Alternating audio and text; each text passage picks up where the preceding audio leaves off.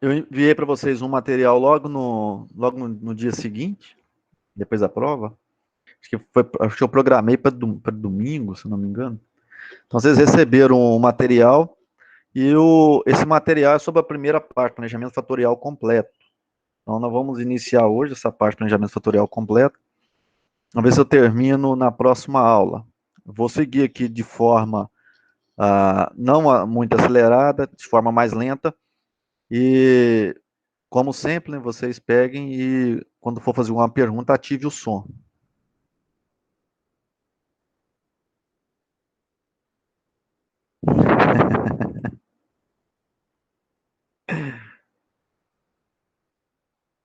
Mas, vamos lá. Eu vou.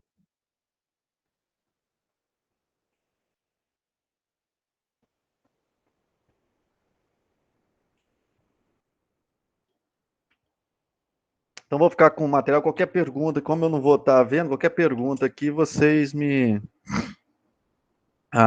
ativem um som para perguntar. Então, a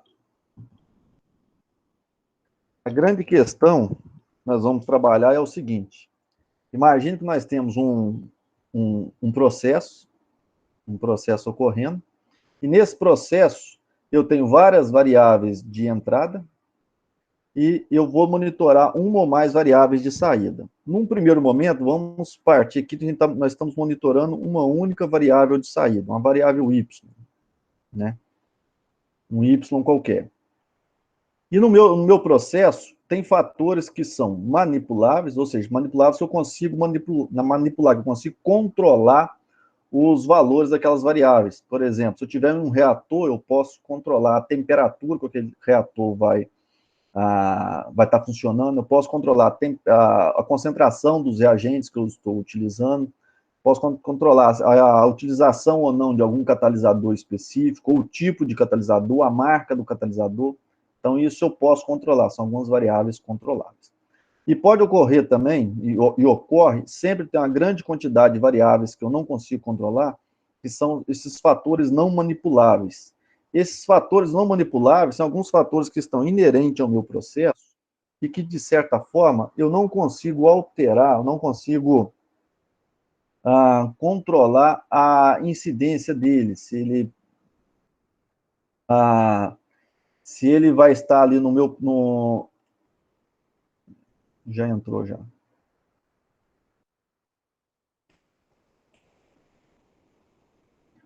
Então, não consigo controlar os valores desses fatores. Então, por exemplo, eu posso estar utilizando algum reagente lá, mas ele não é totalmente puro, ele tem uma certa impureza, às vezes eu não sei dessa impureza. Ou o ambiente que eu estou utilizando, o volume que eu vou estar trabalhando, eu não tenho como controlar aquele volume, ou a depender do processo, a temperatura, o controle não é tão eficiente assim. Então, são alguns fatores que acabam influenciando no meu processo, e esses fatores eu não consigo controlá-los. Só que todos eles vão impactar a resposta do meu sistema, ou seja, a minha resposta que eu estou monitorando. E é justamente aqui que nós vamos estudar o seguinte: como nós podemos, dentre os fatores controláveis, ou seja, esses fatores manipuláveis, como que eu posso variá-los, como que eu posso controlar a entrada deles de forma que eu obtenha no meu processo uma relação, ou seja, um modelo que relaciona esse Y, ou seja, a minha saída, a estes fatores de entrada, esses fatores manipuláveis. Então, nós podemos caminhar dentro do curso de planejamento de experimento, desde avaliando uma única resposta de saída, desde avaliar várias respostas de saída. Aqui, nesse curso, nós vamos avaliar somente uma única resposta de saída. No entanto, eu poderia expandir o meu controle para várias dessas respostas no meu processo. Então, imagine o seguinte: ao estudar uma certa reação química, podemos estar interessados em saber como o rendimento né? Ou seja, a minha resposta seria afetada se variássemos a temperatura ou usássemos um catalisador diferente. Então, eu tenho aqui duas variáveis controláveis, a temperatura e o catalisador. Então, nesse exemplo, eu tenho o rendimento máximo de uma reação controlada por apenas duas variáveis, a variável temperatura e a variável concentração de um determinado reagente. Então, no exemplo aqui, pode ser catalisador ou pode ser concentração, pode ser qualquer uma dessas variáveis. Nesse exemplo aqui, então eu tenho o rendimento, a minha propriedade de interesse, a minha resposta. Então, isso aqui é o meu Y. Então, tenho que esse carinha aqui é o meu Y. Os fatores, que é a temperatura e o catalisador, né? Pode ser o catalisador, ou no exemplo ali a concentração. Então, tenho tanto a temperatura quanto a concentração, são os meus fatores. Esses fatores são fatores controláveis. Então, eu chamo eles de fatores, pois são variáveis que eu estou controlando no meu sistema. E a resposta, o meu modelo, ou seja, o que eu vou estar avaliando lá, que é o que eu quero, que é o meu modelo, ele é igual a uma função, é uma equação, uma função que depende das minhas duas variáveis de entrada, a temperatura e o catalisador. E aí essa função, por eu ter duas variáveis de entrada, então eu tenho uma superfície de resposta. Essa superfície de resposta que eu estou avaliando, ela é uma aproximação da verdadeira relação que existe entre essas duas variáveis controláveis em relação à minha variável de saída, minha variável resposta. Então, é uma aproximação, é algo o mais próximo possível, onde eu minimizo os erros. Então, no planejamento de qualquer experimento, a primeira coisa que devemos fazer é decidir quais são os fatores e as respostas de interesse. Isso porque, depois que eu iniciar os meus ensaios, então eu planejo, faço todo um planejamento, depois que eu iniciar o meu ensaio, os ensaios, eu só termino depois que eu realmente fazer aquele pacote de ensaios. Não dá para, no meio de um planejamento desse que nós estamos discutindo aqui, começar e depois, no meio dele, parar e adicionar mais variáveis e continuar o planejamento. Isso não dá certo, nós vamos ver por quê.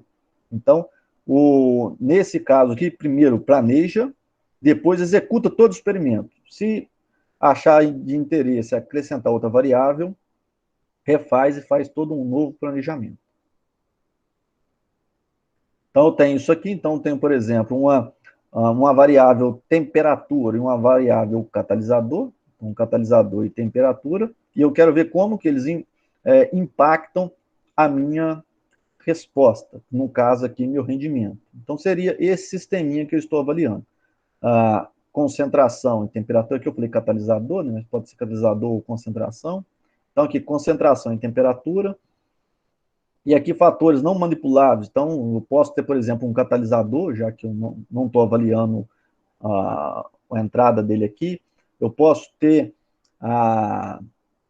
as impurezas presentes em algum desses meus reagentes. Eu posso ter influência também do volume do processo no qual eu estou fazendo, né? Às vezes o volume, eu paro do princípio que ele é volume constante ou não, então depende dessas várias outras variáveis que interferem no meu processo, e isso acaba ocasionando variação na minha resposta de saída. Bem, eu estou tentando não colocar incerteza, não falar em incertezas aqui, já que o processo de determinação de incerteza, nesse caso aqui, a gente não mistura a parte de cálculo de incerteza com essa parte de interação entre os fatores, ok? Então, eu evito até de adicionar qualquer termo relacionado à incerteza aqui, porque não é isso que nós vamos estar avaliando nesse tipo de trabalho. Então, o que eu quero obter é uma equação, né, uma equação que me descreva esta região no espaço. Mas essa região não é para qualquer variação de temperatura, nem qualquer variação de concentração. É um range específico de concentração e um range específico de temperatura. Por isso que esses modelos que nós estudamos na parte de planejamento de experimentos são modelos locais. Modelos locais porque eles só são válidos, eles só atuam dentro de uma região muito pequena do espaço. Ok? Então, se eu estiver fazendo um planejamento onde eu quero avaliar a temperatura de, por exemplo, de 30 a 80 graus Celsius, então meu modelo só é válido dentro dessa região, de 30 a 80 graus Celsius. Fazer extrapolações nesses modelos locais, isso não é indicado, ok?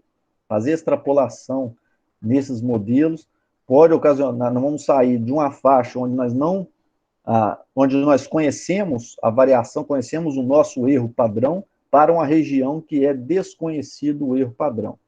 E essa parte de desconhecer o erro padrão é como se nós tivéssemos cegos com relação à resposta que nós estamos avaliando. O mesmo é válido para a concentração. A gente só pode tomar a decisão dentro daquela faixa de concentração que nós estamos avaliando no nosso processo. Então, vamos imaginar um planejamento fatorial do mais simples possível.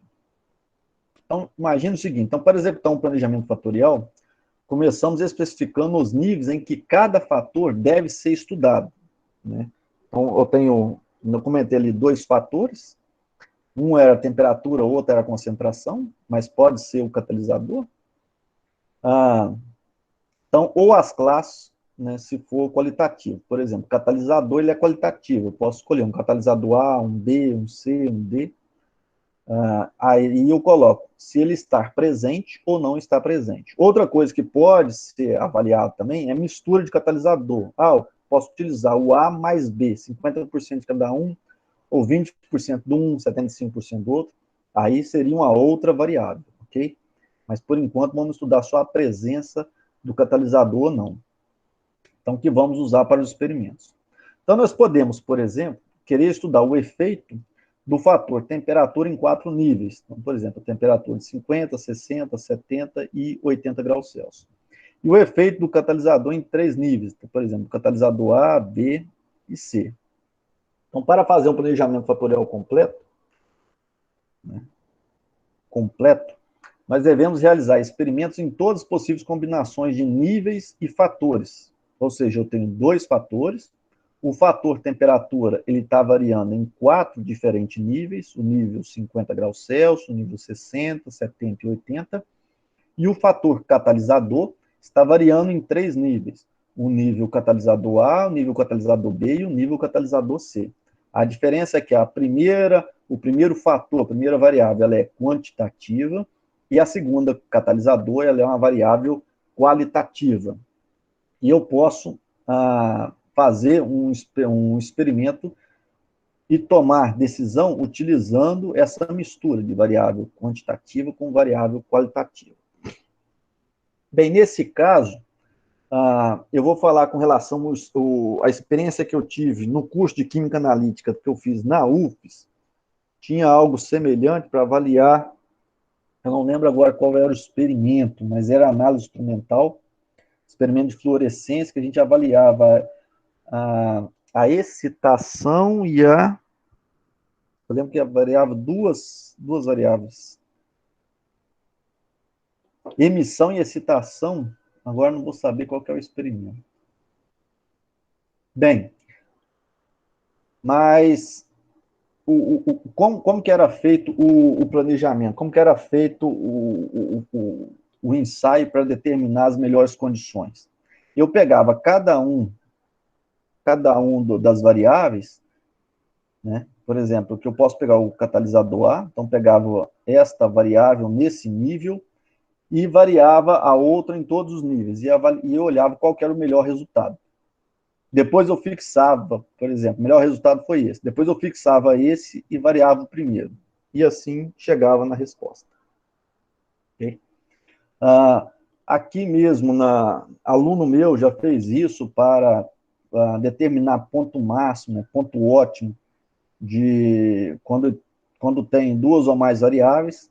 Então, variava em vários níveis, pegava cada um dos fatores e fazia ensaios em vários níveis e depois observava qual era a melhor resposta. Então, acaba que, ao final, tinha uma quantidade de ensaios muito elevados, ou seja, fazia uma grande quantidade de ensaios.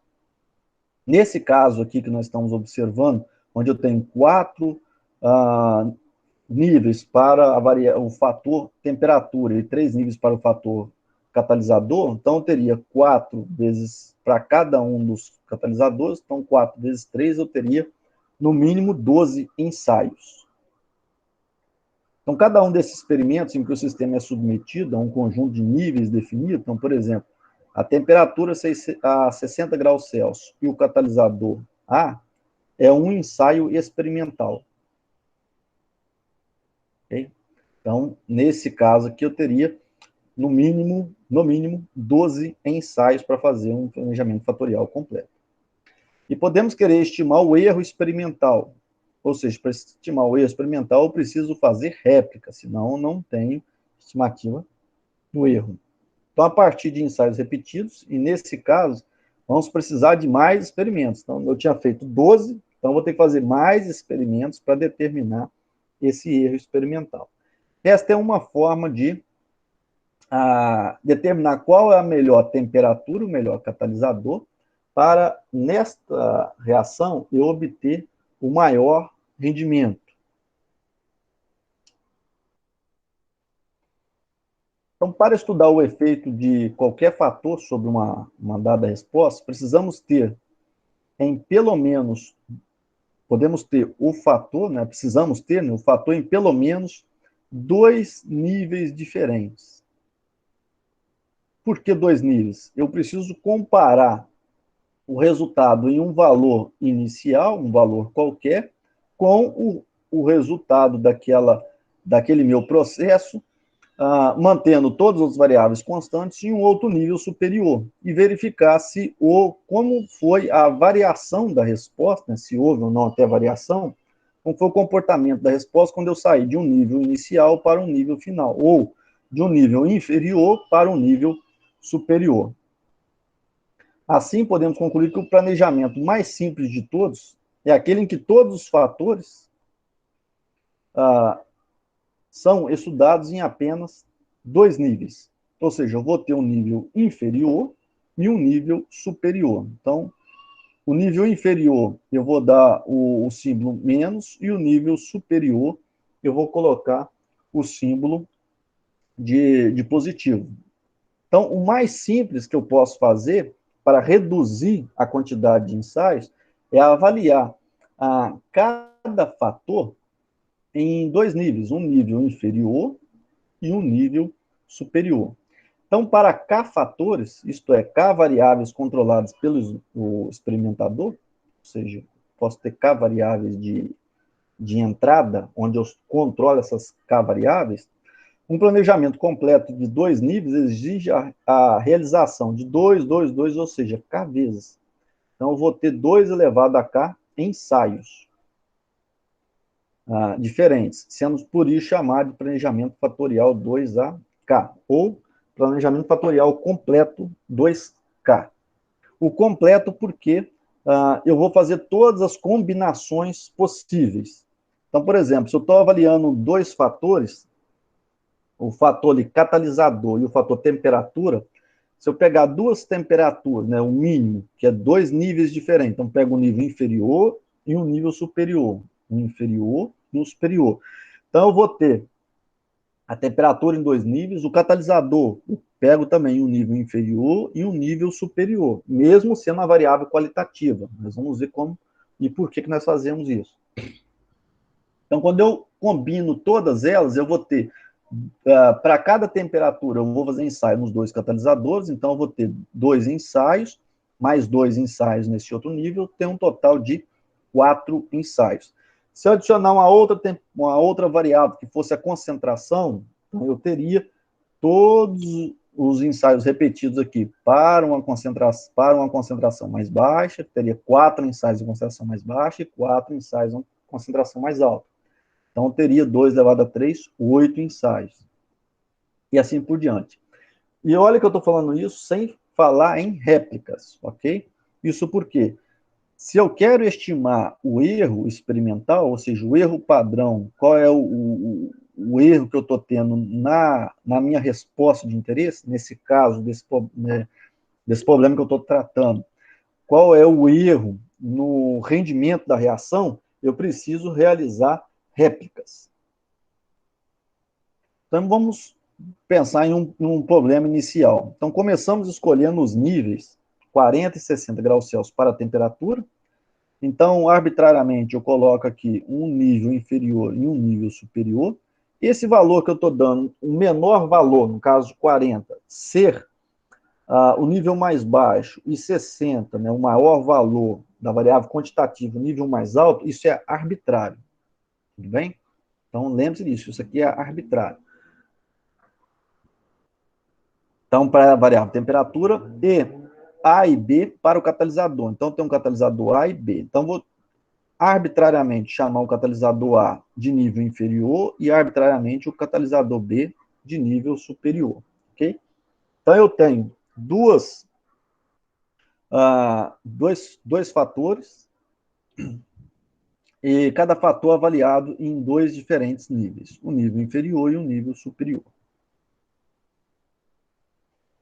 Então, nós temos um planejamento 2 ao quadrado, são dois fatores que eu estou observando, que eu estou analisando, temperatura e catalisador.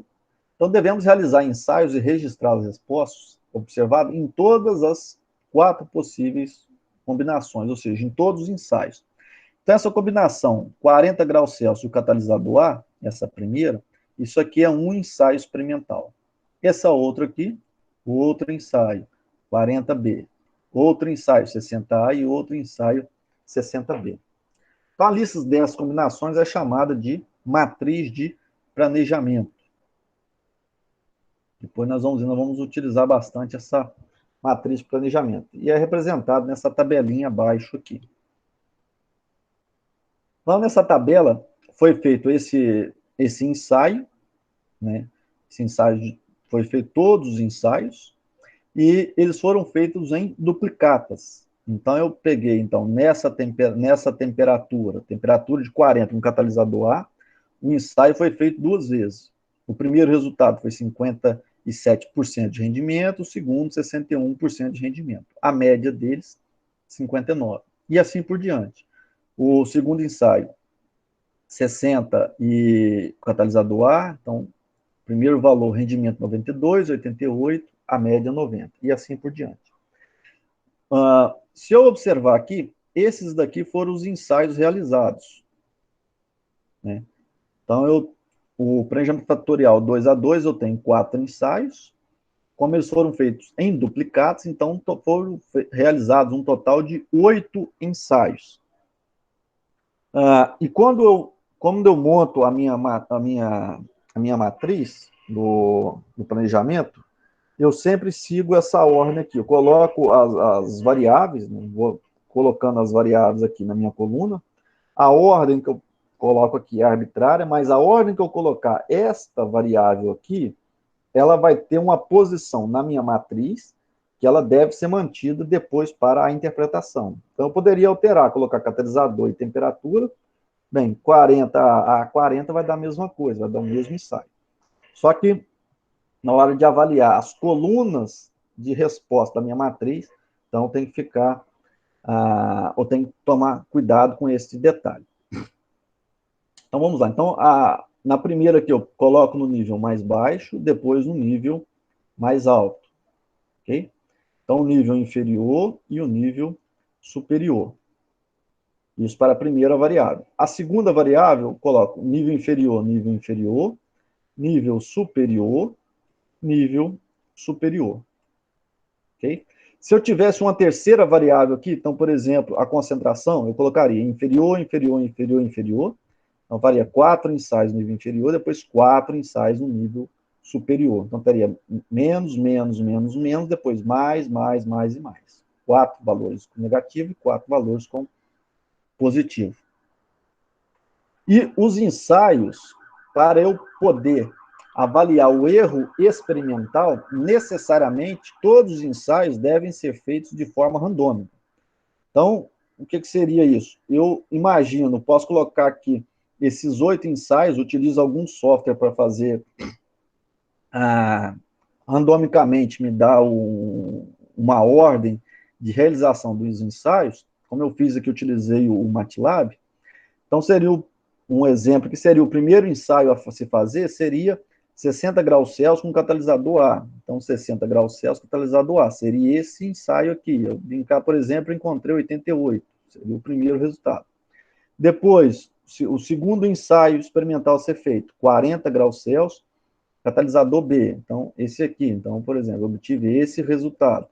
Depois, 60 graus Celsius, catalisador A. Então, mesmo que o primeiro. Então, vem cá, faço o ensaio, por exemplo, obtive esse resultado. E assim por diante. Depois, 40 graus Celsius, catalisador A. Então, esse aqui, vem cá, obtive esse resultado. E assim por diante. Depois, 40 graus Celsius, catalisador A de novo. Obtive esse resultado. E assim, então, vou lá e faço todos os meus ensaios de forma totalmente aleatória. Até mesmo as réplicas, como foi feito em réplicas, elas devem estar também, todas elas realizadas em ordem aleatória. O fato de eu fazer blocos, ou seja, primeiro fazer todo um grupo, depois fazer todo outro, isso dá mais trabalho depois para estimar a variância, porque eu vou ter duas variâncias, a variância dentro do bloco e a variância entre os blocos, né, que eu estou avaliando. Então, acabo dando mais trabalho e, às vezes, nem tem uma justificativa de fazer em blocos. Então, nesse caso aqui, eu já planejo em fazer todos os ensaios em réplicas, e aí já sei que é um total de 8 ensaios, eu vou lá e randomizo e faço os 8 ensaios na ordem sequenciada aqui, que é totalmente randômica. E isso aqui deve ser realizado de forma randômica. Esses ensaios devem ser feitos de forma randômica, ok? Já tive exemplo de um aluno, inclusive, que está para defender, que ele fez em blocos, fez um bloco de ensaio, depois fez outro bloco de ensaio, e a variância entre cada bloco deu totalmente diferente. Deu diferente do ponto de um teste F apresentar a diferença. E aí ele queria utilizar um bloco que deu variância menor, é lógico, né, e excluiu o outro. Falei assim, não, aí não pode. Pode. Primeiro que está errado. Segundo, nós temos que juntar as duas variâncias e obter uma variância conjunta para tudo. Então, você tem uma variância dentro do bloco, a variância entre os blocos. Então, tem que avaliar tudo. Acabou que deu mais trabalho e nem precisava de ter dado tanto trabalho assim. Depois tem que justificar aquilo ainda e a depender do avaliador, o avaliador pegar um trabalho desse e falar que está errado, manda você fazer tudo novamente. Então, tem que tomar cuidado. Então, tem que planejar bem se realmente tem que ser feito por blocos ou não. Só voltando aqui. Então, para cada ensaio, para cada nível que eu estou avaliando aqui, eu tenho um valor de média. Então, o primeiro ensaio mede 59, 90, 54 e 68. Então, esses foram os rendimentos. Se o objetivo do meu trabalho é maximizar o rendimento, então, se eu observar que esse ensaio aqui, 60 graus Celsius com catalisador A, esse cara aqui é o que me apresenta o maior rendimento. Em média, deu 90. Esse rendimento foi 90, ou seja, eu utilizando a maior temperatura com um catalisador no nível A, ou o menor nível, ok? Já que eu notei que o nível A é o inferior, então a temperatura 60 graus e o catalisador no nível A seria a melhor combinação. Mas vamos avaliar isso, o quanto, vamos medir o quanto que isso é mais interessante. Então, eu tenho aqui, quando usamos o catalisador A e elevamos a temperatura de 40 para 60, ou seja, os ensaios 1 e 2, vou tentar usar essa caneta aqui. Então, aqui eu tenho o ensaio 1, Nossa, ficou horrível. Deixa eu tentar apagar isso daqui. Deixa eu ver, acho que é aqui. Vamos de novo.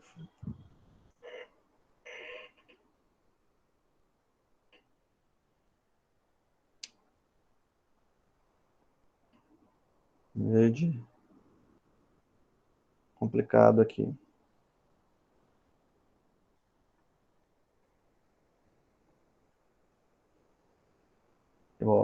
Vamos lá.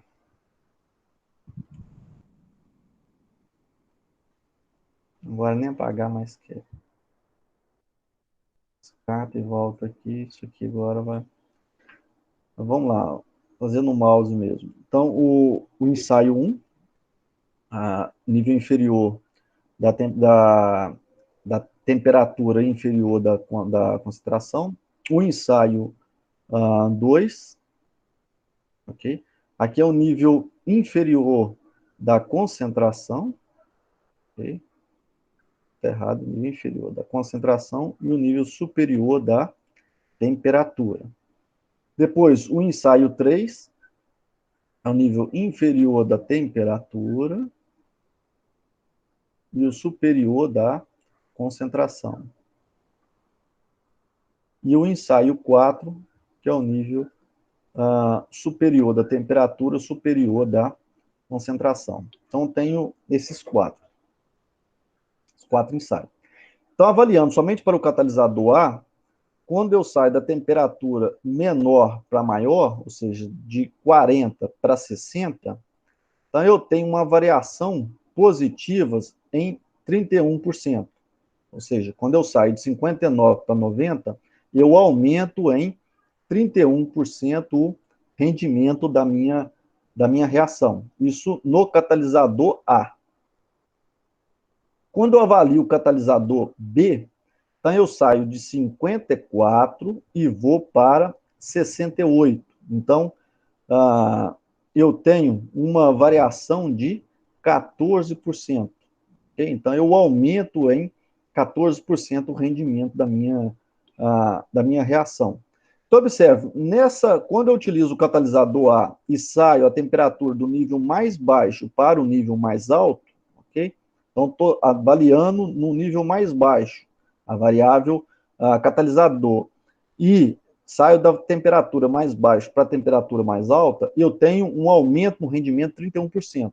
Quando eu avalio no nível mais alto da concentração e avalio a temperatura do nível mais baixo para o nível mais alto, o rendimento é de 14%. Ele é diferente. Então, o que nós podemos tirar de resposta nisso? Primeiro, que quando eu saio da temperatura mais baixa para a temperatura mais alta, o rendimento da reação ela aumenta. Ocorre um aumento do rendimento.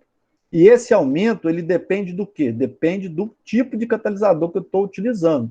Se eu estou utilizando um catalisador do tipo B, esse aumento é de 14%. Se eu estou utilizando o catalisador do tipo A, esse aumento é de 31%. Ok? Bem, qualquer coisa, ativem o som e podem fazer pergunta. Bem, então vejam só. Se aqui eu tenho um aumento de 31 e aqui eu tenho um aumento de 14, qual seria a média, então? Um aumento médio, se eu sair da temperatura de 40 para 60, eu vou ter um aumento médio seria quanto? 31 mais 14, dá um total de 45. 45 por 2 vai dar 22,5. Então, eu tenho um aumento médio de 22,5%, ou seja, a média entre 31 e 14. Tudo bem? Lógico essa interpretação? Consegue ser bem simples entender isso? Se alguém quiser ativar o som aí, ou senão, principalmente ativar o som e falar que não é lógico, fica até melhor. Senão, vamos tocar o barco. Professor, Sim. é fácil perceber, né, os resultados, mas a minha dúvida é mais quanto à escolha dos fatores. eu vou fixar os fatores manipuláveis, porque assim, pensando em algo biológico, uma temperatura ela pode ir variando, e aí ela não depende, por exemplo, de mim, mas eu posso fixar, eu vou olhar quando tiver a temperatura tal, tal e tal, e aí eu fixo ela e faço análise em cima disso? Bem, a pergunta é interessante. Sempre tem outra variável ainda que ninguém perguntou, mas também é outra que é interessante nesses casos. Como eu comentei lá, são fatores controláveis. Então, por exemplo, se eu não conseguir controlar a temperatura do meu sistema, acaba que a temperatura é um fator que eu não vou conseguir controlar, eu só vou conseguir medi-la.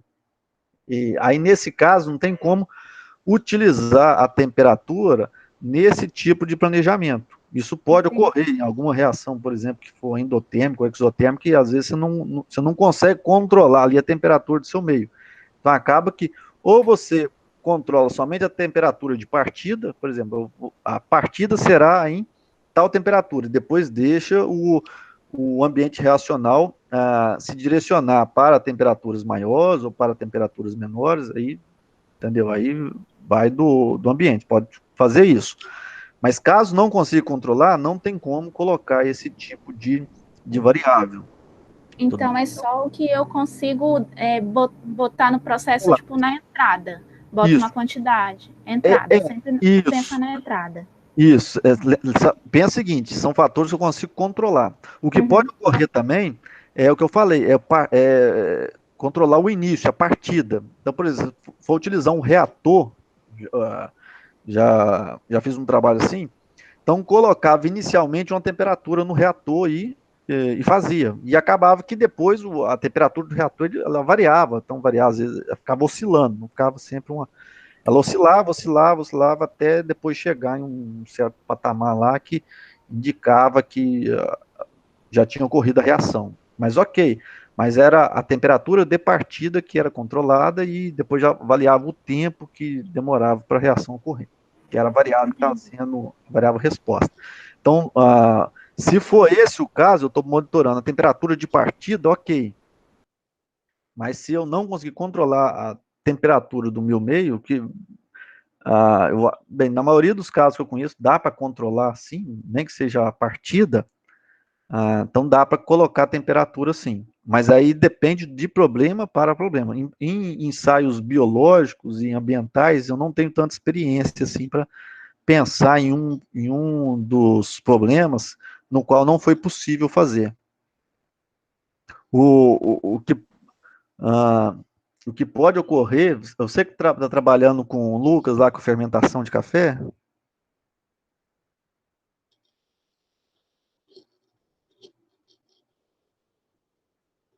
não sei se ela ouviu, se vai Tô responder. ouvindo, professor. Então, por exemplo, o professor Lucas, lá de Venda Nova, está trabalhando lá com fermentação de café, a temperatura parece que é um fator de interesse. Então, às vezes, é controlar a temperatura de partida. Ou, a depender, se não der para controlar a temperatura, apenas monitorar ela durante a fermentação. Entendi. Então, a Eu tô torra, perguntando por conta disso mesmo, de fermentação mesmo, no caso. isso. E também pode ser problema de torra. Torra, às vezes, você pode. É interessante, às vezes, monitorar somente a temperatura máxima, né? Chegar no máximo a certa temperatura e ficar naquele patamar. Então, você vai ter um range, chega ali, fica um patamar e depois volta, né? Tá? Controlar esse patamar. E os valores, né, os níveis da variável, aí é você que tem que escolher. Ou seja, quem está fazendo o trabalho, o analista, que vai determinar esses níveis, inferior e superior. Entendi. Ok? Outra dúvida que eu tenho é sobre fazer os experimentos aleatoriamente. Sim. Isso eu que defino? Eu, sei lá.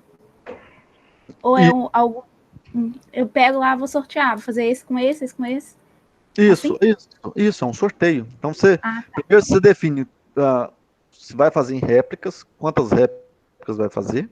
Então, define todos os experimentos. No total, vou fazer 22 experimentos, um exemplo. Então, 22 já está tudo planejado. O que você vai fazer? Vai lá e sorteia eles. Normalmente a gente utiliza algum software para fazer isso. Ele sorteia, então me dá os resultados, todos eles aleatórios, aí você vai lá e começa a fazer naquela ordem totalmente aleatória. Isso tem que ser feito para evitar que ocorra, normalmente a gente utiliza algum sensor, que ocorra algum desgaste do sensor durante o tempo e esse desgaste acaba aparecendo, a gente acaba incorporando ele no erro padrão do nosso modelo. Entendi. Ok? Então, por isso que ele tem que ser feito totalmente aleatório. E, de certa forma, hoje em dia é fácil construir, mas eu lembro num curso que eu fiz com o Bruns assim, pega, escreve todos os possíveis, né, todos os ensaios na mão, fecha tudo, embaralha, igual tira amigo X, né, embaralha tudo e vai tirando um por um ali e vai fazendo. Dá certo também, é aleatório.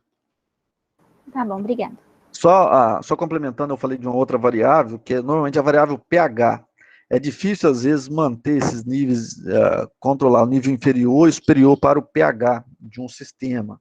Mas ainda tem como fazer, tem como, às vezes, você pensar e manter o pH do seu meio reacional em um certo valor. Você faz um tampão em um certo valor e depois um tampão mais ácido e um tampão mais básico. Aí não precisa aqui o mais ácido, depois o mais básico. Não precisa, pode ser um nível inferior mais básico, um nível superior mais ácido, ok? Como eu falei, os valores 40 e 60 aqui eu coloquei de forma arbitrária, né? Mas poderia ser 60 no nível inferior e 40 no nível superior.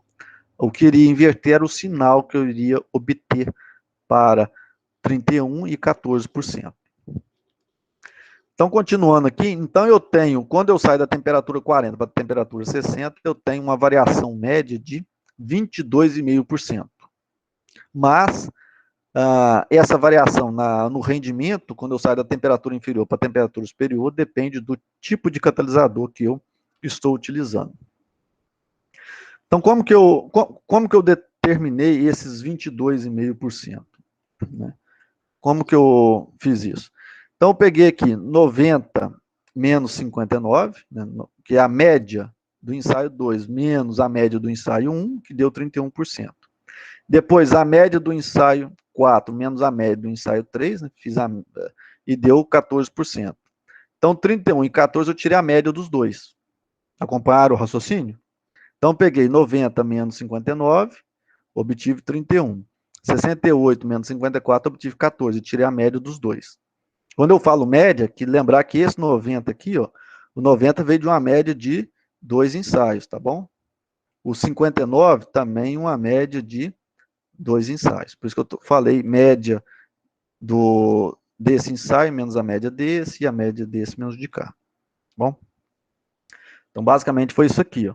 Peguei a média superior menos o ensaio 2 menos o ensaio 1, né? A média do ensaio 2 menos a média do ensaio 1, mais a média no ensaio 4 menos a média no ensaio 3.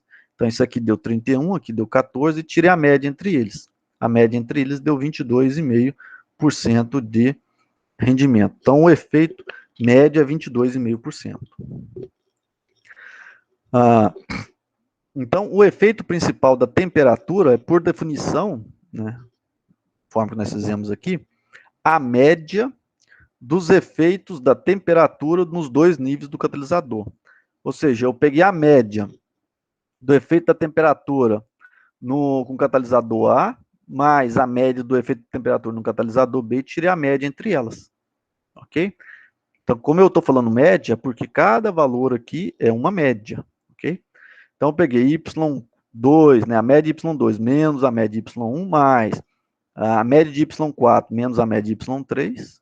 Ok? Então, obtive esse primeiro aqui que deu 31%, esse aqui deu 14%, e a média entre eles, 22,5%. Tudo bem aí?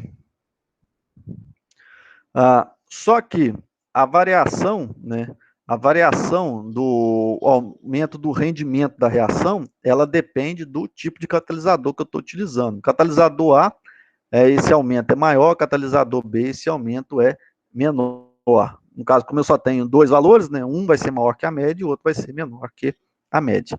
Então, quando o efeito de uma variável depende do nível da outra, como nesse caso, o efeito da temperatura depende, ele vai depender da concentração do catalisador que eu estou utilizando. Então, dizemos que as duas variáveis, elas interagem, ou seja, eu tenho uma interação entre elas. Então, podemos calcular também o efeito dessa interação entre elas, ou seja, quanto que é a interação entre essas duas variáveis. Só ressaltar um ponto aqui, como eu fiz y2 menos y1 mais y4 menos y3, então, como aqui eu tenho uma adição, então poderia colocar isso tudo aqui em um único, em uma única forma. Então, seria y2 menos y1 mais y4 menos y3, fazer isso tudo aqui dividido por 2, ok? Lembrar, dividido por 2 que eu tenho essa média menos essa média aqui, ok? Então, eu avalio duas médias. Entendido até aqui? Ok, então vamos prosseguir. Então, poderia avaliar assim também, ó, y2 mais y4, né, menos o y1 mais y3, mais y3. Então, seria a média o y2 mais y4, menos a média y1 mais y3, né, que seria isso aqui. Ó. Eu tenho o y2 positivo, o ensaio 2 e o ensaio 4 positivo, menos o ensaio 1 e o ensaio 3, os dois são negativos. Então, poderia pensar assim também. Então, teria esta média do ensaio 2 e do ensaio 4, menos o ensaio 1 mais o ensaio 3. Okay? Ou seja, eu estou avaliando a média, eu estou somando, avaliando a média no nível superior, menos a média no nível inferior. Ok? Então, poderia avaliar assim, a média dos resultados no nível superior, então y2 mais y4, esses dois aqui, pego a média deles, menos a média no nível inferior, y1 mais y3. Então, essa média menos essa. Então, eu posso representar, então, que o efeito da temperatura é a média da temperatura no nível superior menos a média da temperatura no nível inferior. Então, aqui eu vou ter uma média menos essa outra média. Do catalisador, posso fazer da mesma forma, posso pensar dessa mesma forma. Eu posso pensar a média do catalisador no nível superior menos a média do catalisador no nível inferior. Então, no nível superior do catalisador, eu tenho os ensaios 3 e o ensaio 4. Né? Seriam esses dois ensaios aqui do catalisador. Vou pegar essa borracha aqui e ver se essa borracha agora funciona. Deixa eu ver aqui uma.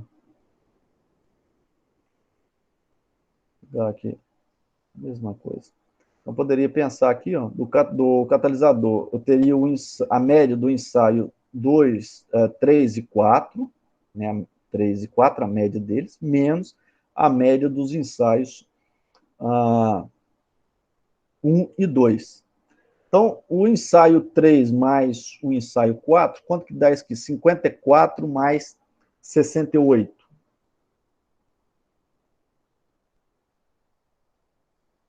Alguém pode ativar o som aí? Vai dar 122. 122 dividido por 2, 61. Então, eu tenho essa média aqui do catalisador nível superior, 61, menos a média do catalisador nível inferior. 59 mais 90 dá 149, dividido por 2, 74,5. 74,5. Então, tenho...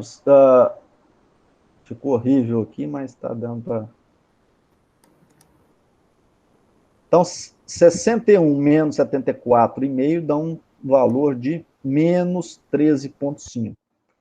Ou seja, esse menos 13,5 está indicando que quando eu saio do catalisador A, que é o nível inferior, e vou para o catalisador B, que é o nível superior, eu tenho uma redução de 13,5% no rendimento da minha reação. Ok?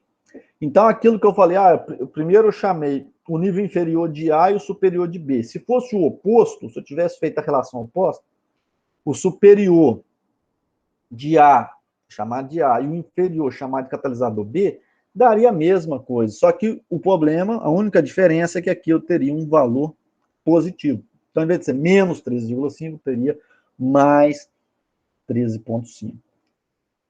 Okay? Então, daria a interpretação, depois a conclusão, eu teria a mesma conclusão para ambas as formas de fazer esta representação. Ou seja, esse valor negativo indica que quando eu saio do nível inferior, né, o nível mais baixo, para o nível mais alto dessa variável, eu tenho uma redução da minha resposta. Então, a minha resposta, ela decai. E decai, em média, 13,5. Então, o efeito principal da concentração é 13,5, o efeito principal da temperatura é 22,5. Então, esta variável, temperatura, pelo efeito principal dela ser superior da concentração, então posso imaginar que a temperatura está influenciando mais o meu rendimento do que a variável concentração, ok? Uma está influenciando mais. Mas vamos continuar aqui o raciocínio. Outra coisa que nós vimos que as variáveis, elas interagem. Então, o resultado de uma influencia o resultado da outra. Agora, o efeito da interação entre elas, ou seja, a interação temperatura-concentração. Normalmente representamos assim, T, a variável temperatura, uma das variáveis, e a outra variável catalisador. Falei concentração, mas é catalisador. Então, como que eu avalio isso? Basta fazer a multiplicação dos sinais. Então, no nível mais baixo, então eu tenho menos vezes menos, então aqui eu tenho um valor positivo. Bem, aqui está trocado, mas quando eu multiplico negativo por positivo, ou positivo por negativo, ambas as respostas darão negativo. Quando eu multiplico positivo com positivo, a resposta é positiva. Então, o ensaio 1, eu tenho uma resposta positiva. O ensaio 2 e o ensaio 3, eu tenho uma resposta negativa, né? Aqui é mais, menos, e aqui é menos, mais. Então, quando eu multiplico negativo por positivo, resposta negativa, o mesmo negativo com positivo ou positivo com negativo, sinais são diferentes. E o último aqui, o quarto ensaio, positivo com positivo, tem uma resposta também positiva. Ou seja, então quando eu avalio o nível mais alto da interação menos o nível mais baixo da interação, né, eu avalio o nível mais alto menos o nível mais baixo, então aqui eu tenho o nível mais alto da interação é o ensaio 1 mais o ensaio 4. Então, o ensaio 1 mais o ensaio 4 é minha média superior da interação. Então, eu tenho esta média menos a média do nível mais baixo da interação. O nível mais baixo da interação é o ensaio 2 e o ensaio 3.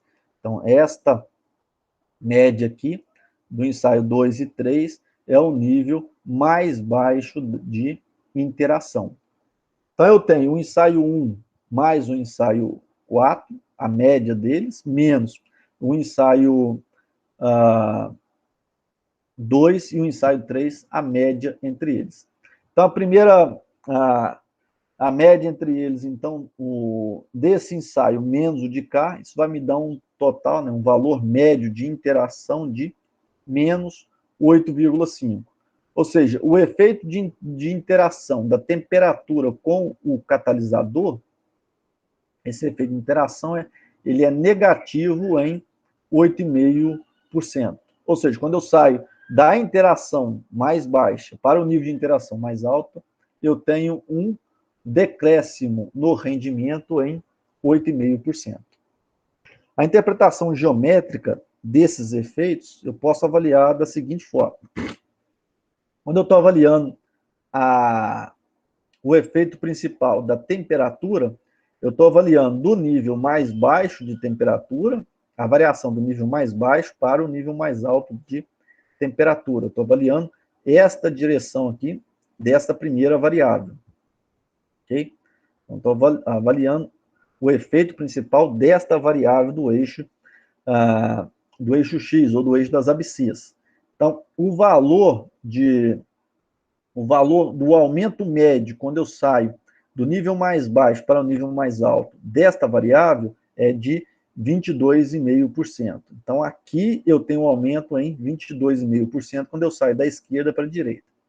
Quando eu saio aqui de baixo para cima, ou seja, estou avaliando a segunda variável, que é o catalisador, então eu pego do nível mais baixo do catalisador para o nível mais alto, ou seja, estou avaliando o eixo das ordenadas, esse aumento aqui, quando eu saio do nível mais baixo para o mais alto, ele provoca uma redução de 13,5, é isso mesmo? Acho que é 13,5, opa, isso aqui, ó, 13,5 no valor, provoca uma redução de 13,5 no valor do rendimento da minha reação. E quando eu avalio a interação, eu estou avaliando a diferença, né, a variação da interação mais baixa, ou seja, dos menores valores de interação para os maiores rangos de interação, ou seja, dos modos de menor interação para o que tem mais diferença, ou seja, da menor diferença que eu estou avaliando para a maior diferença que eu estou avaliando. Então, quando eu avalio da menor para a maior diferença, eu tenho uma redução no rendimento, uma redução média de 8,5% no rendimento da minha reação. Ok? Tudo bem até aí? Tudo, professor. Sim, professor. Vamos tocando em frente. Então, tem um exercício aqui. Eu vou passar, porque não vou fazer agora, só vou passar para vocês, e depois a gente continua. Então, calculamos uma medida da interação entre os fatores temperatura, né, e catalisador, a partir da diferença dos efeitos da temperatura. Alguém poderia perguntar por que não fizemos, né, em vez disso, a diferença entre o efeito catalisador nos dois níveis de temperatura. Então, mostrar algebricamente que as duas são idênticas. Né? Eu peguei em relação à temperatura, mas eu poderia pegar em relação ao catalisador.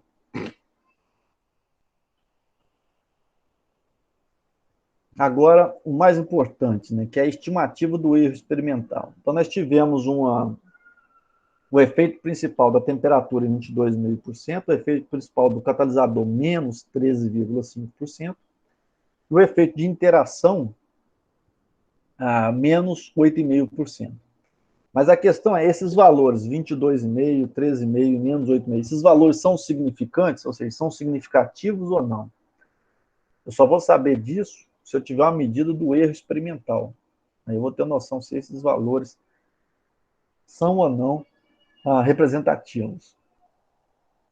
Então, vejam só. Os ensaios, eles foram realizados em duplicata. E para que pudéssemos ter uma estimativa desse erro experimental, ou seja, qual é o erro que eu tenho no meu conjunto de dados. E a partir daí avaliar a significância estatística de cada um dos efeitos, ou seja, os efeitos principais, o efeito principal temperatura, o efeito principal catalisador e o efeito de interação, temperatura, catalisador. Então, para isso é preciso que as replicatas sejam réplicas autênticas, ok?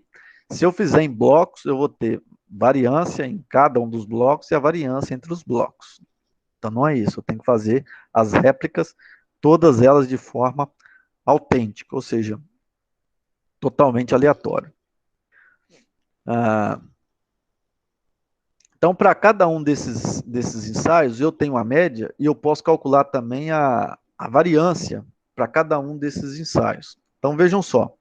Então, eu tenho 57, 61, média 59. Então, aqui eu posso calcular a variância desse caso, desse carinha aqui, a variância desse.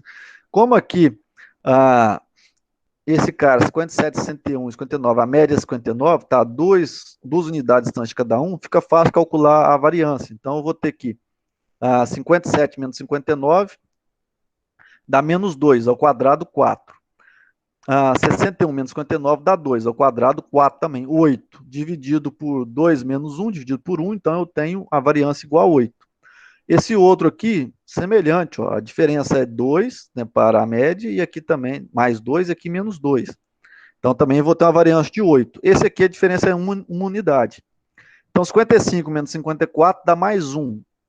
Mais 1 ao quadrado dá 1. 53 menos 54 dá menos 1. Ao quadrado dá 1 também. Então, 1 e 1 eu tenho um total de variância de 2 unidades para esse ensaio. E para esse aqui, a diferença aqui dá 2 também para o nível inferior, menos 2, né? E mais 2 para o nível superior. Então, eu tenho uma variância também igual a 8. Então, acaba que o primeiro ensaio eu tenho a variância igual a 8, o segundo variância igual a 8, o terceiro ensaio a variância igual a 2 e o quarto ensaio variância igual a 8 também. Essa variância aqui, como eu todas elas eu dividi por 1, então eu tenho 1 grau de liberdade, nessa estimativa da primeira variância desse ensaio, 1 grau de liberdade, 1 grau de liberdade e 1 grau de liberdade cada um. Então eu posso juntar todas elas, né? Eu posso juntar todas elas numa variância combinada, né? Cada um eu tenho 1 grau de liberdade.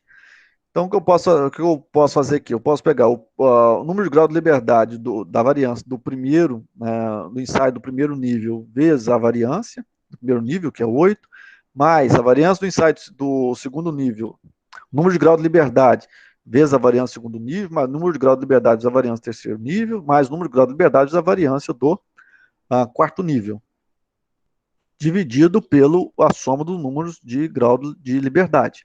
Ou seja, eu faço uma média ponderada. Então, essa variância, essa nova variância, é uma média ponderada das variâncias de cada nível. Ela é ponderada pelo o número de graus de liberdade, ok? Então, eu tenho 8 mais 8 mais 2 mais 8, dividido por 4. Isso vai me dar um total de 6,5. Então, a minha variância ponderada, ou seja, a variância, deixa eu voltar aqui, a variância destes dados aqui, ok? A variância desses dados aqui, não é a variância de pegando todos os dados, não, a variância por nível, combinei os níveis aqui, tudo bem? Então essa variância, ela tem um valor de 6,5, só que agora ela tem 4 graus de liberdade. Okay? Então agora ela tem um total de 4 graus de liberdade. É uma estimativa melhor da variância do que se eu utilizasse apenas um desses valores, que eu tenho apenas 1 grau de liberdade. Quanto maior o número de graus de liberdade, melhor a estimativa que eu tenho da minha variância. Então, eu tirando a raiz quadrada desse valor, né, tirando a raiz quadrada desse 6,5, dessa variância, obtemos uma estimativa, né, com 4 graus de liberdade também, do desvio padrão associado à observação. Isto é, o erro padrão característico, né, o chamado erro padrão das nossas respostas. Então, a raiz quadrada dessa variância vai me dar um valor de 2,55% de rendimento. Então, apenas o desvio padrão desses erros me dá um valor de 2,55. Tudo bem? Vamos seguindo. Tudo bem. Então, olha só, cada um dos efeitos calculados é uma combinação linear de 4 valores da minha resposta, com coeficientes, todos eles igual a mais 1/2 ou menos 1/2. Né? Eu vou ter mais 1/2, valor positivo, ou ele negativo. Então, por causa da autenticidade das repetições e da ordem aleatória de realização dos ensaios, então esses valores devem ser estatisticamente independentes. Então, eles devem ser independentes, uma vez que os ensaios foram todos realizados de forma aleatória e autêntica. Está admitindo também que eles têm mesma variância populacional, ou seja, que a variância do meu sistema ela é homogênea. Okay? Todos esses resultados que eu observei aqui, ou seja, todos os resultados que eu observei, 8, 8, 2 e 8, todos eles partem de uma única variância, né, de um único valor de variância do meu sistema, nós podemos calcular o efeito da variância. Então, a variância do efeito, ok? Então, do efeito nós temos lá os efeitos principais e o efeito de interação. Então, ele é igual a 1/4, né, 1/2 e 1/2 aqui ao quadrado. Então, vou ter 1/4, 1/4, 1/4, 1/4, ou seja, 4, 1/4 cada um, vezes a variância do y médio, né? Variância da média de y. Que isso vai ser igual à variância da média de y. Então, cada valor de y, cada valor que eu tenho de y nesse exemplo, ele é a média de duas observações independentes. Ok? Cada valor y que nós temos, ele é a média de duas observações independentes. Os valores que nós utilizamos foram esses daqui, ó, para calcular os efeitos, não foram? Esse daqui e esse daqui. Eles são os valores médios de duas observações. Então, esse cara aqui, eu fiz essas duas observações e tirei a média. Mesmo para esse aqui, mesmo de cá. Então, todos são observações de duas médias.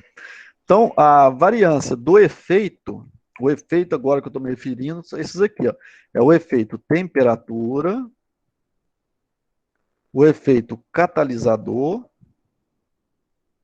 e o efeito interação, temperatura catalisador. Ok? O efeito temperatura, o valor do efeito dele é 22,5, catalisador menos 13,5, de interação menos 8,5. A variância desse efeito vai ser a variância que eu estimei sobre 2, ok? Então, a variância do efeito, essa variância sobre 2, vai ser 6,5 sobre 2. O desvio padrão do efeito vai ser a raiz quadrada desse valor, que vai me dar um total de 1,8. A raiz quadrada desse valor me dá um valor de desvio padrão de efeito igual a 1,8. Então, o erro padrão de um efeito no nosso experimento é esse valor de 1,8. O erro padrão de um efeito. Ou seja, esse agora é o erro padrão desse efeito aqui, desse daqui e o de interação. Somente deles.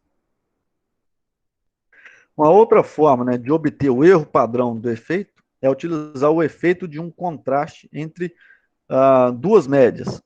Isto é, lembra que a forma que nós calculamos o efeito da temperatura, ele é a média da temperatura no nível mais alto, né, menos a média da temperatura no nível mais baixo. Ou seja, eu tenho uma diferença ali de duas médias. Ok? Então, posso fazer essa variância do efeito é igual à variância do nível mais alto menos a variância do nível mais baixo. Então, isso é o mesmo que a variância do nível mais alto menos a variância do nível mais baixo. Então, isso vai ser igual a essa variância sobre 4 mais do nível mais alto mais a variância do nível mais baixo sobre 4.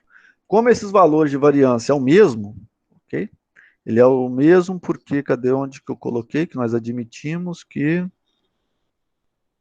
aqui, ó. E admitindo que eles vêm de uma única variância populacional, ok? Então, essa estimativa que nós utilizamos aqui, ó, essa estimativa que nós obtivemos aqui, ó, de 6,5, essa é a melhor estimativa que nós temos para a variância, e é ela que nós vamos utilizar. Nós temos uma mesma estimativa, né? A variância sobre 4 mais a variância sobre 4 tem um valor de variância sobre 2. Né? Também posso pensar posso fazer este raciocínio. Então, isso porque nesse caso temos 4 respostas com sinais positivos e outras 4 com sinais negativos. Se eu voltar aqui, ó, vamos voltar na tabelinha. Se eu pegar, então, a temperatura no nível mais alto, o nível mais alto é o ensaio 2 e o ensaio 4. Então, eu tenho o ensaio 2 e o ensaio 4. Então, eu tenho essa média aqui, ó, 92, 88, 66, 70. Então, tem essa média, menos a média do 57, 61, 55, 53. Então, faço a diferença dessas duas médias. Okay? Então, fazendo-se a mudança apropriada dos denominadores, né, uma expressão semelhante se aplica a um fatorial de 2 níveis qualquer. Isso porque, nesse planejamento, um efeito será sempre o contraste de duas médias. Uma média no nível superior e uma média no nível inferior. E se eu fizer sempre os ensaios em duplicatas, eu vou ter sempre o mesmo número o mesmo denominador para um e o mesmo denominador para o outro. Sempre uma diferença entre dois valores. Isso porque eu estou utilizando apenas dois níveis. Um nível superior e um nível inferior. Onde cada um tem a metade da quantidade dos ensaios. Então, como foi feito 8 ensaios, eu tenho 4 ensaios no nível superior e 4 ensaios no nível inferior. Seja lá a quantidade de fatores que eu esteja avaliando. Então, com erro padrão, podemos construir intervalos de confiança para os valores do efeito, utilizando a distribuição t-student. Então, eu tenho que o meu valor verdadeiro, né, o valor verdadeiro do efeito, então N representa o valor verdadeiro de um efeito, ele vai estar igual entre a minha estimativa menos o t-student vezes o desvio padrão do efeito e, né, o valor estimado mais o t-student vezes a variância do efeito. Então, eu vou ter o meu valor real dentro desse intervalo, entre mais ou menos t vezes o valor desvio padrão do efeito. O desvio padrão do efeito, nós calculamos aqui, ó, que é 1,80, que é esse 6,5 dividido por 2. Raiz quadrada, né, de 6,5 dividido por 2. Então, quando eu avalio aqui, né, os resultados de um planejamento, desse planejamento aqui, então eu tenho como o efeito principal, então eu tenho a temperatura, concentração e o efeito de interação, né, interação, temperatura, concentração. Então, o efeito principal, a temperatura 22,5, com o valor de interação 1,8. Esse valor que está sendo colocado aqui é o meu erro padrão, ok? O erro padrão do efeito. E aqui o valor do catalisador, então menos 13,5, mais ou menos o erro padrão de 1,8. E o efeito da interação temperatura vezes o catalisador, menos 8,5, mais ou menos 1,8. E a média global? O valor da média global, eu tenho 67,5, mais ou menos 0,9. Então, observe, é diferente aqui. A média global é a média de todos esses valores. A média de todos esses valores aqui deu 67,75. Bem, isso aqui eu já testei na calculadora, é esse valor. E só que aqui, o erro padrão aqui, eu não preciso mais dividir por 4 cada um valor. Eu não tenho mais a média, a diferença entre média de dois valores. Então, no final, acaba que eu não preciso dividir por 2 o resultado. Então, acabo que eu tenho a metade do meu valor do erro padrão do efeito. Ou seja, o erro padrão que eu tenho na minha média global, ele é menor que o erro dos meus efeitos. De modo geral, quando eu avalio os efeitos principais e os efeitos de interação, né, que são os mais importantes, aqui eu tenho que avaliar se eles são significativos ou não. Mas a média global, ou seja, o valor médio, quase sempre ele é significativo. Então, muitas das vezes a gente nem coloca o valor da média global quando eu estou avaliando um planejamento. Mas esse aqui é o valor médio. A média de rendimento que eu tenho, né, de todos os ensaios é 67,75. Aí, a depender do ensaio que eu estou fazendo, eu posso aumentar esse valor ou eu posso reduzir. Então, vejam só, inicialmente, precisamos decidir quais, né, dos efeitos calculados são significativamente diferentes de zero, importantes merecedores de interpretação. Ou seja, desses aqui, quais que são diferentes de zero. Como que eu faço isso? Fazendo essa avaliação do valor real, levando em consideração o valor estimado. O valor estimado são esses valores que nós temos aqui, ó, todos os valores que são estimados, mais o valor de T de estudos multiplicado pelo o desvio padrão do efeito. Desvio padrão do efeito estão calculados aqui. Então, consideremos estatisticamente significativo, né, com 95% de confiança, um efeito cujo valor absoluto foi superior ao T de estudo vezes o desvio padrão vezes o erro padrão, né, do efeito. Então, o valor T que eu vou utilizar, né, distribuição T, é um T com 4 graus de liberdade. Questão, por que ela é 4 graus de liberdade? Observe, quando nós calculamos aqui a variância ponderada, nós ponderamos que nós tínhamos a variância com cada um dos meus valores, mas cada uma das estimativas de cada nível, ela só tinha 1 grau de liberdade. Então, a primeira tinha 1 grau de liberdade, 1 e 1 e 1. Então, eu determinei uma estimativa agora com 4 graus de liberdade. Então, eu aumentei, ou melhorei a minha estimativa, aumentando o número de graus de liberdade. Então, tem 4 graus de liberdade. Então, eu vou olhar a estatística distribuição T, né, estatística T, agora a distribuição com 4 graus de liberdade. E essa distribuição, o valor T, 4 graus de liberdade para 95% de confiança, é um valor de 2,776. Isso vezes 1,8 vai me dar aproximadamente 5%. Ou seja, qualquer valor de efeito que for superior a 5%, isso por quê? Esse termo aqui é 5%. Okay? T vezes S é 5%.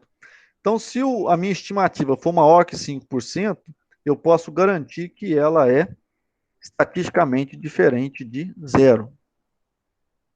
Okay? O efeito ele será significante se ele for estatisticamente diferente de zero. Isso no nível de confiança que eu adotar.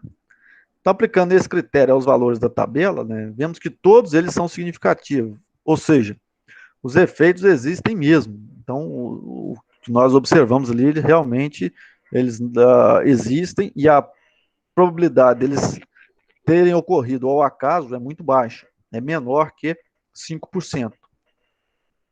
Então, podemos, portanto, tentar entender o que eles significam na prática. Né? Como o efeito de interação é significativo, né, os efeitos principais devem ser interpretados conjuntamente. Ou seja, todos eles são maiores do que 5%, então eu tenho que avaliar, quando eu vou avaliar o efeito de temperatura e catalisador, eu tenho que avaliar eles de forma conjunta, porque existe uma relação entre eles. E essa interação, ela é significativa. Então, vejam só, se eu traçar aqui um diagrama, né, da temperatura, o catalisador, e aqui representar os valores médios, então, quando eu saio do nível mais baixo, avaliando, o catalisador, na temperatura mais baixa para a temperatura mais alta, eu aumento em 31%. Quando eu saio da temperatura para vario o catalisador, reduz em 5%. E assim eu valio do temperatura mais baixa do catalisador nível mais alto, eu vario a temperatura para mais alto, eu aumento em 14%. E o mesmo aqui se eu mantiver a temperatura em 60% e sair do catalisador do A para o B, eu reduzo em 22%. O valor médio aqui no meio, nós calculamos aqui, o valor médio é 67,75. Então, o valor médio aqui é 67,75. Ou seja, 67. Esse aqui é o meu valor médio. Então, se eu observar, quando em relação ao 67, à esquerda eu tenho valores menores do que a média. À direita, o valor está maior que a média. E quando eu olho acima, eu tenho a região esquerda menor e a direita levemente superior à média. E quando eu olho para baixo, eu tenho um valor aqui muito superior quando eu olho à direita. Então, para cá, eu estou aumentando o rendimento, ok? E para cá, eu também estou aumentando o rendimento. Então, acaba que eu tenho um aumento de rendimento, eu vou traçar aqui, mais ou menos nesta direção. Ok? Então, nessa direção, eu tenho um aumento do rendimento da minha reação. Então, Como que eu faço? Aumento a temperatura e passo do catalisador B para o catalisador A. Então, assim eu vou ter maior rendimento do meu sistema. Tem um exercício aí, né? As observações abaixo foram feitas em repetições autênticas dos diferentes ensaios. Então, façam uma estimativa conjunta do erro experimental associada a essas observações. Né? Quantos graus de liberdade tem essa estimativa? Então, aqui eu tenho 3 ensaios para o primeiro nível, né? Com essa média e esse valor de variância. O segundo nível, eu fiz 2 ensaios. O terceiro, foram 4 ensaios. O quarto, apenas 1 ensaio. E o quinto, 3 ensaios. Qual seria a estimativa?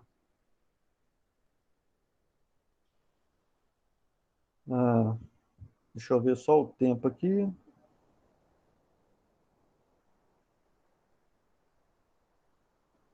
Ah, 6h28.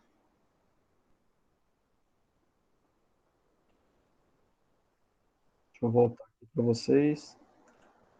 Até o momento, alguma dúvida? Professor, Sim. espectros, por exemplo, eu estava aqui pensando em aplicação de aplicar planejamento experimental na fusão de dados, né? Porque num dos projetos futuros que eu tenho seria 256 combinações, né? Imagina rodar 256 modelos. Aí eu estava pensando, tipo assim, se isso poderia ser aplicável, porque pelo que dá a entender, eu acho que o espectro não é controlável, né? Ou é? Ixi. Rapaz, aí depende, Pedro. Depende do formato. Vocês estão vendo a minha tela aí. Né? Deixa. Aham. Aí depende do formato que será feito. Porque eu pensei, pelo menos, em usar 4 espectros, né? E cada espectro tem a versão sem a presença dele, né? Que você pode fazer com ou sem, e com 3 versões diferentes para tratamentos. Aí seria 4 vezes 4 vezes 4 vezes 4, 256. Talvez seria uma quantidade muito, muito alta. Eles poderiam. Bem, não é impossível fazer isso, não, Pedro. Tem como fazer isso. Dá para fazer, não é nada assim fora do padrão, não. Dá para se fazer isso daí. Mas, tem que pensar em como calcular o erro. Tem como calcular o erro, mas não dá, mas daria, tinha que, porque nesse caso de espectro, ah, você já tem um espectro que você está fazendo, é um cálculo no computador para encontrar um valor, seu Y seria o RMSEC-V, não é isso? Uhum, exato. E aí eu tenho que pensar, está reduzindo o RMSEC-V. Se você utilizar a mesma condição, ou seja, se você fizer uma replicata, você não terá variância, porque você vai chegar no mesmo resultado exato. Então você acaba que isso não tem Aham. variância, ok? E esse é um ponto, ou seja, então você não tem variância. A forma de você estimar a variância, tem outras formas que nós vamos ver à frente como estimar a variância nesse caso. Ah, só que tem que pensar em quais seriam os fatores utilizados, porque depois eu poderia retirar alguns fatores e ver como que se comporta a variância, ok?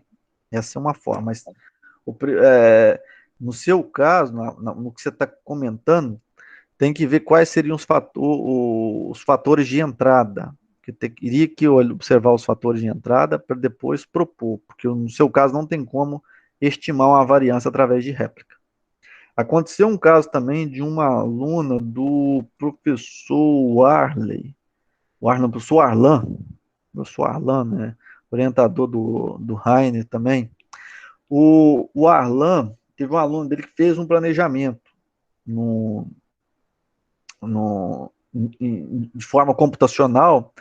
E quando você faz um planejamento computacional, a resposta que você vai obter, se você entrar com os mesmos parâmetros de entrada, a resposta vai ser a mesma. Então acaba que você não tem esse valor da variância em cada ensaio, ou seja, em cada nível. Você não tem, no primeiro nível, você não tem valor de variância, não tem por quê. Quando você repete, você obtém o mesmo valor.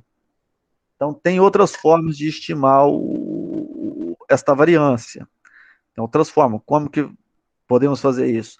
verifico primeiro as interações, nós vamos ver isso mais à frente, e pego as interações de terceira e quarta ordem, combino elas e com elas eu dou uma estimativa da variância do meu modelo, ok? No caso, ela tinha 4 fatores de entrada, então tinha a variável 1, desculpa, 4 variáveis. Variável 1, 2, 3 e 4. Então, era 4. Então, eu tinha a interação, tinha os fatores principais, 4 fatores principais. A interação de segunda ordem, então, a variável 1 e 2, 1 e 3, 1 e 4. Então, tinha 6 6 interações de segunda ordem. Eu tinha 4 interações de terceira ordem, ou seja, interação x1, x2, x3, x1, x2, x4, tem 4 interações de segunda ordem, e uma interação de quarta ordem, que é a interação entre x1, x2, x3, x4. Nós vamos ver mais à frente, mas quanto maior a ordem da interação, menor tende a ser o seu valor numérico. Então, o que foi feito na época lá eu sugeri para ela? Juntar as interações de terceira e quarta ordem, uma interação de quarta ordem e as interações de terceira ordem, utilizar elas como uma estimativa do erro experimental. Aí eu calculava um valor de variância com esses valores, e ali eu tinha uma estimativa da variância experimental. E aí eu só calculava os valores de efeito principal, só ia ter resultado para efeito principal, né, que são 4, e dos 6 efeitos de interação de segunda ordem, ou seja, interação entre duas variáveis. Foi uma saída dada para esse tipo de sistema em específico, onde nós não temos a variância quando eu faço em um mesmo nível. Entendido? Entendido. Okay. A Erika perguntou uma coisa também. Isso, eu estou vendo aqui. Esses coeficientes é porque foi feito em duplicata? Érica, quais coeficientes? Quando você calculou o efeito, que aí você fez 1/2, tudo ao quadrado. Que aí deu 1/4, mais 1/4, mais 1/4, mais 1/4. Isso, porque eu tenho ali quatro ensaios. Mas aí é 1/2, porque eu fiz 2 repetições? 1/2 no É. inicial lá? Não, porque são 1/2 ali é porque é diferente de duas médias. Sempre Tá. duas médias. Uhum. Entendi. Okay. Mais alguma dúvida?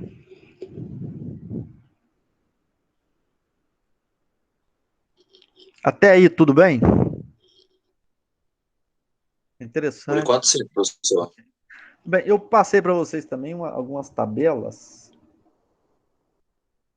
Todos receberam lá as planilhas? Sim. Então, as planilhas são interessantes. É esse conjunto de planilha desse artigo aqui, planilhas eletrônicas para o planejamento de experimento? Vou abrir esse artigo. Um artigo interessante do professor Reinaldo, hoje é professor de Química lá em Viçosa, e da professora Márcia Ferreira, que no Instituto de Química da Unicamp. Então, eles fizeram esse trabalho com as planilhas eletrônicas. Um trabalho bem interessante, né? Até hoje tem bastante citações, nós vamos trabalhar isso tudo aqui. Mas o mais interessante foram as planilhas. Não, então, esse trabalho aqui dá um bom resumo do que nós vamos estudar aqui até a próxima prova. Okay? Um trabalho interessante, mas o mais importante foi a publicação dessas planilhas. Então, estas planilhas que estão aqui, quando você usa o Excel, eles pedem para ativar alguns macros, porque alguns cálculos são feitos no R. Quer ver essa aqui que é no R? Não. Ela faz algumas superfícies ele já calcula lá algumas superfícies de resposta, aqui não é no R não. Já faz algumas superfícies de resposta, então, material muito bom. Então, essa planilha é muito boa, muito fácil de utilizar. Algo bem simples. Okay?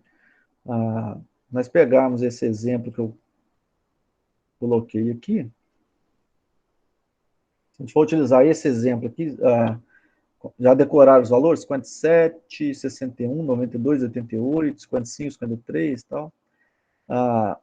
Eu peguei essa planilha, eu estou migrando para o planilha do Google. Vou abrir aqui com a... Deixa eu ver se...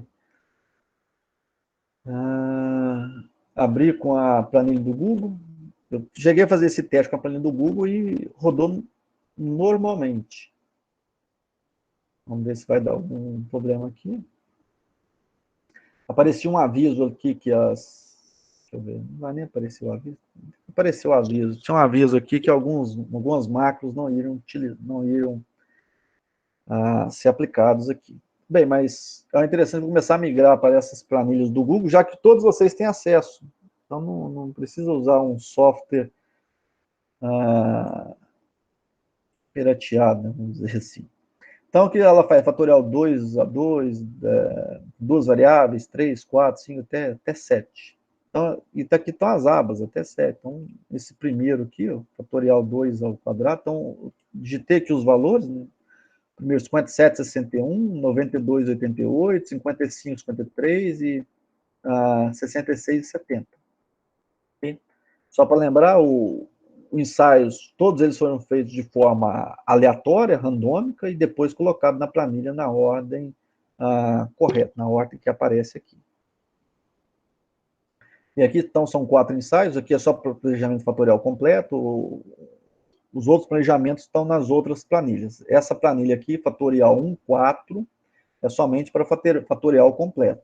Okay? Então, se eu usar o 2 ao cubo, ou seja, 3 fatores, então eu pego a outra aqui, 2 à terceira, 2 à quarta, 2 à quinta, todos eles completos. Bom, vamos voltar aqui. Então, aqui ele calculou a primeira média, a segunda, aqui as variâncias, né? Todas as variâncias, do primeiro nível, de todos eles. A variância das observações individuais, a variância dos efeitos e o erro do efeito, né? Que nós calculamos deu mais ou menos 1,8. No caso que o erro do efeito, o erro padrão dos efeitos. Então, os valores que nós encontramos, 6,5 e 1,8. E aqui o valor da média, né, o efeito principal da média do primeira variável, da segunda e o efeito de interação 1, 2, entre a primeira e a segunda variável. Tá bom? A média, primeira variável, segunda e o efeito de interação entre a primeira e a segunda variável.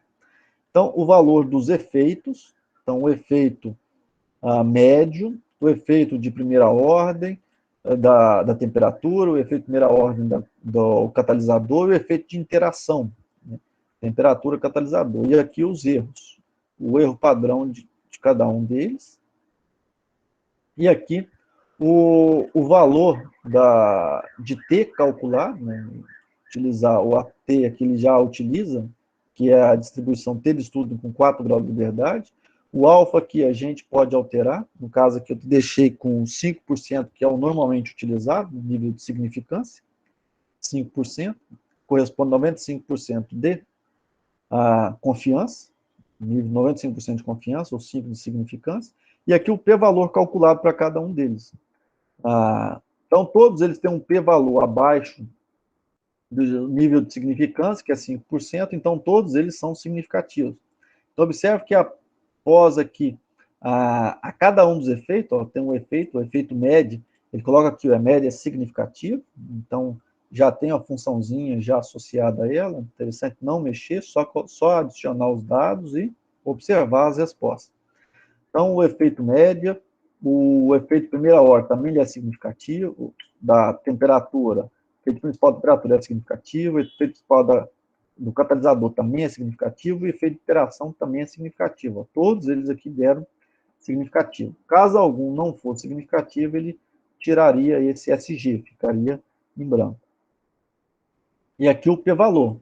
Então é interessante sempre observar o p-valor. O p-valor da interação deu 0,009, bem abaixo do 0,05, ou seja, eu tenho 0,9%, que é bem abaixo do que 5%. Então, todos eles deram significativo, ou seja, o p-valor abaixo de 5%, abaixo do nível de significância, indica que ela é significativa. Então, a planilha interessante, dá para abrir normalmente aqui com nossa planilha do Google e trabalhar. Mais à frente aqui, ele coloca as matrizes, depois nós vamos estudar mais à frente, estudar essas matrizes também, como que determinamos, como que chegamos nessas matrizes. Então, muito bom, bacana esse material dele aqui. Trabalho publicado em 2006, muito bom. Nem tudo é perfeito. Tem algumas coisas ali a serem acertadas, mas, no mais, o trabalho é muito bom.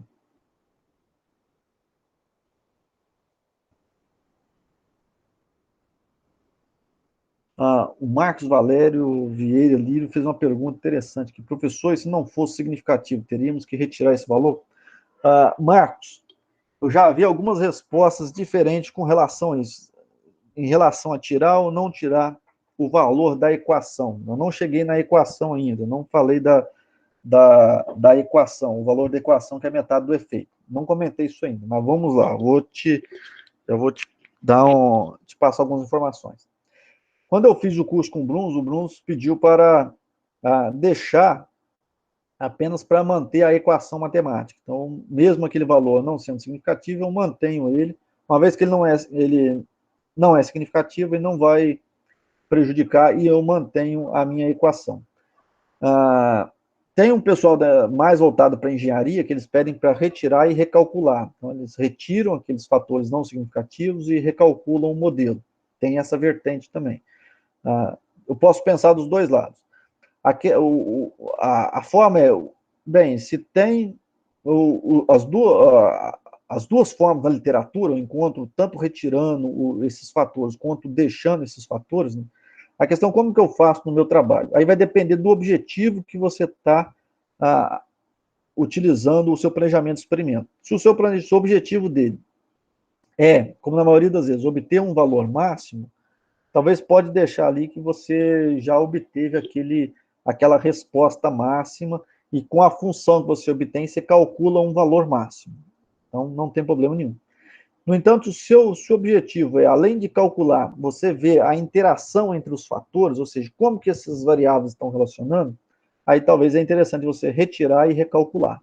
Aí você pode ver que se realmente aquelas interações que você está obtendo aquelas interações, né? Igual eu coloquei ali, temperatura, catalisador, ela realmente é efetiva. Ok? Então vai depender muito do seu trabalho. Mas já vi duas vertentes disso. Pedir para retirar e não retirar.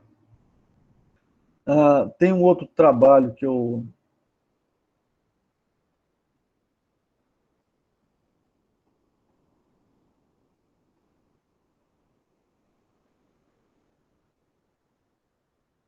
Tem um outro site de planejamento de experimento, que é o...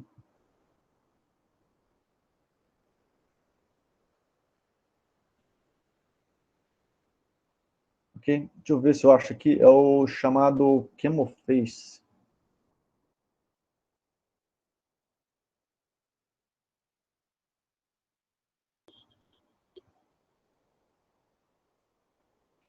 Achei aqui. Vou apresentar.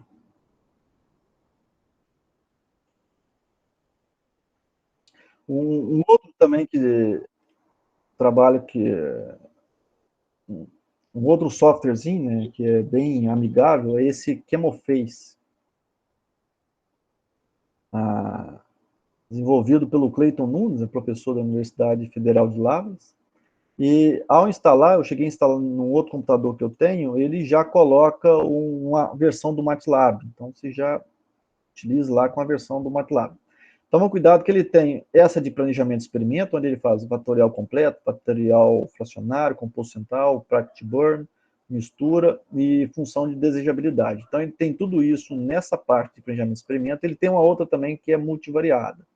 Então, quando for fazer o download, verifique se você está fazendo o download dessa versão de planejamento de experimentos. É bem intuitivo, muito interessante.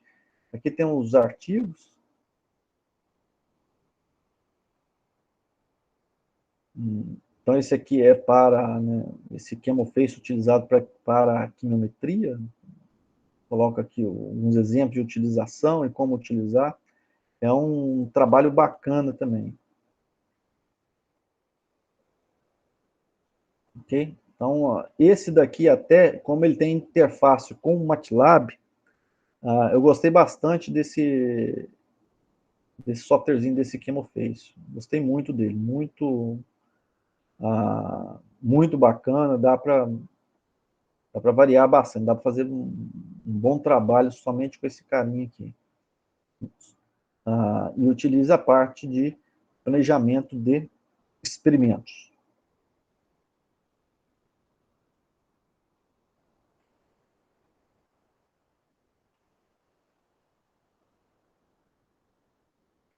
Bem, mais alguma dúvida?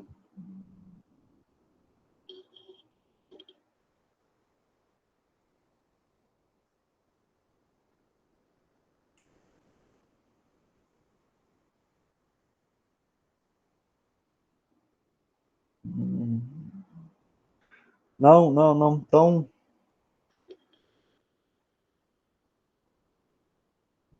ok. Já podem. Ok, não tem nada aqui. Já podem estudar, então, aquele material que eu enviei para vocês, né, que é o do material do professor Roy Bruns. As perguntas que eu coloquei aqui estão lá também, naquele material. Esse chemoface, vou colocar aqui no chat.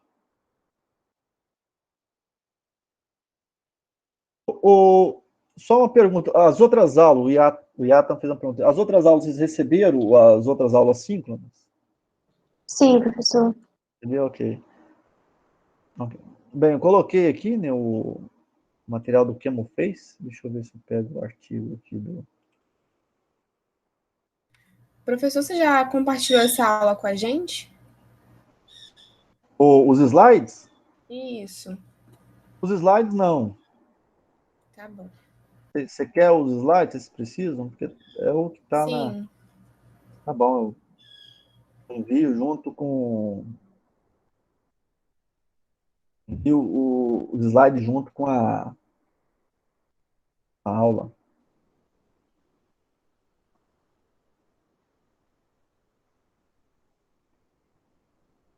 E aqui está o artigo.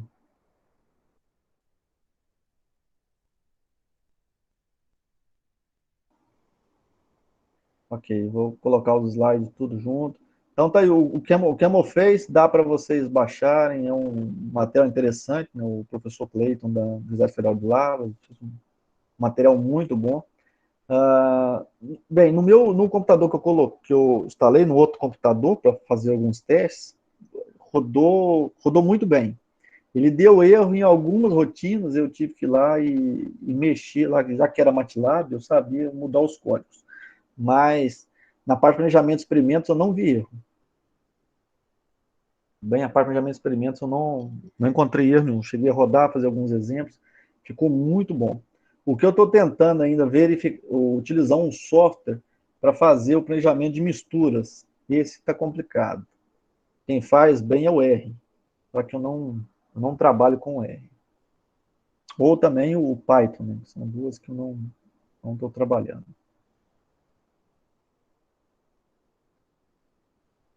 Bem, alguma dúvida? No mais, bons estudos. Eu vou esperar então, eu vou encerrar aqui a gravação.